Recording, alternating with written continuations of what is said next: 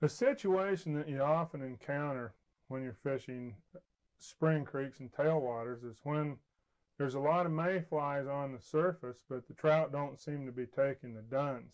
And in most cases, they're feeding on emergers or what we call cripples. And I want to tie a cripple here for you, which essentially just all a cripple means is a mayfly that during the emerging process got stuck or in the nymphal shuck or just didn't make it. And they get part way out and then they just stay that way and they just drift down on the surface. And the trout really quickly pick up on how vulnerable these crippled mayflies are, and they sometimes will feed exclusively on them. And the idea in tying our fly is that we're going to put the imitation of the nymphal shuck on the back, and then the front part of the fly is going to imitate the wing that has pulled out of the nymphal shuck but hasn't made it all the way out. It's a mayfly stuck in the nymphal shuck. We're going to start out then. We're going to put a little bit of wire.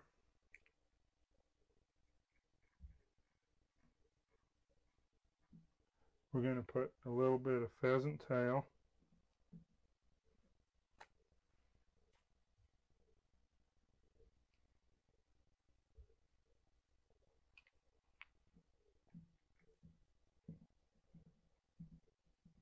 We're going to start out then in putting the shuck on, and a simple way to do that is to add some marabou. And the marabou that I'm going to use is colored to imitate the color of the nymph, not the dun. And in this case, I'm going to use kind of a rusty colored marabou. Another thing that I think is important in tying a fly like this is we want the nymphal shuck to be under the surface. We want it to break the surface, so I'm going to use very water absorbent materials like marabou that also gives a little bit of a life to it. Tied the marabou in by the tip to leave a little bit for the tail, and I'm also going to tie some of this wire, and I'm going to use a dubbing loop on this, which is going to double the wire around the marabou. Now, you don't have to do this. If you wanted to take the step of just wrapping the marabou and then ribbing the wire, you can certainly do that as well. I'm making a little loop in this wire that is just a little bit shorter than the marabou is long. And I'm going to put just a little bit of wax up here on the end of this because sometimes the marabou tends to want to slide out when I spin this in with my little dubbing twister.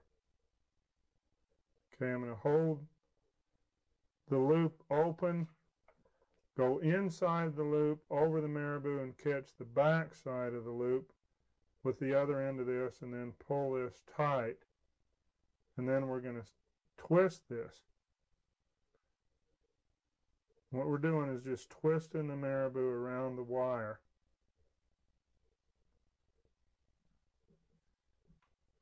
And then we'll wrap it halfway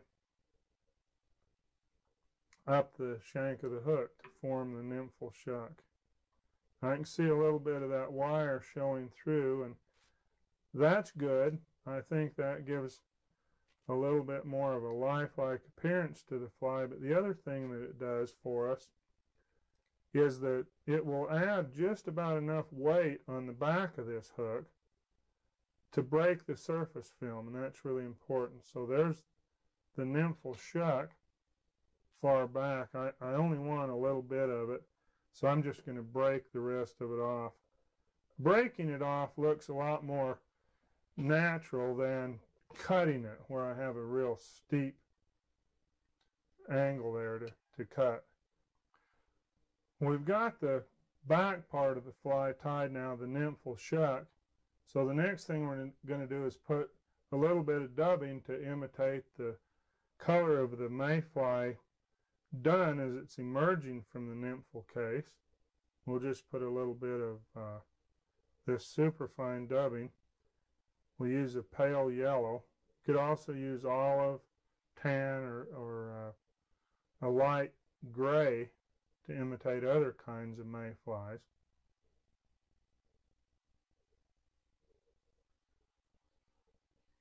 And then the last thing we're going to do is put the wing. Make sure to allow plenty of room at the head for the wing, because we're going to use some deer hair and tie some hackle here. So we cut a little bit of gray deer hair.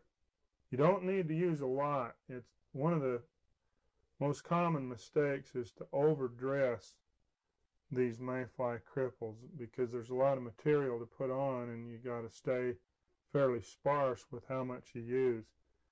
Got a little bit of deer hair here now, and I'm just going to stack this to get the tips even.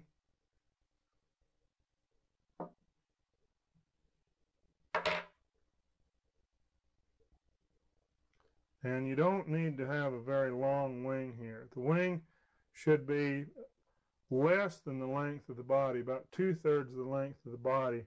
Hold it in place and make a couple of wraps over the top. Just kind of flare this out a little bit. Make some tight wraps. What we got to do here is we cut the hair back just a little bit to kind of give the appearance of a wing case that's kind of just emerging. The last thing we do is we do put a hackle. We only put a couple of turns of hackle, and we're going to go right around the wing. Take one hackle, cut the portion of it off that's got webbing on it, and then tie it in tightly. We got the hackle tied in now just behind the wing. We'll take our hackle pliers now and just make 2 wraps of hackle around the wing.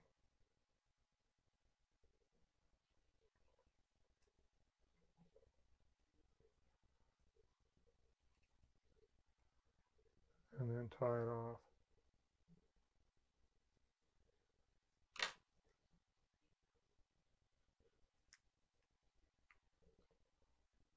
And what the appearance this gives us is that the wing will stick above the surface of the water, and the rest of the fly will hang just below the surface. And one reason that these kinds of flies are so effective is because when I see trout feeding on very smooth surfaces, like we often find on a spring creek, they hold very close to the surface as they feed.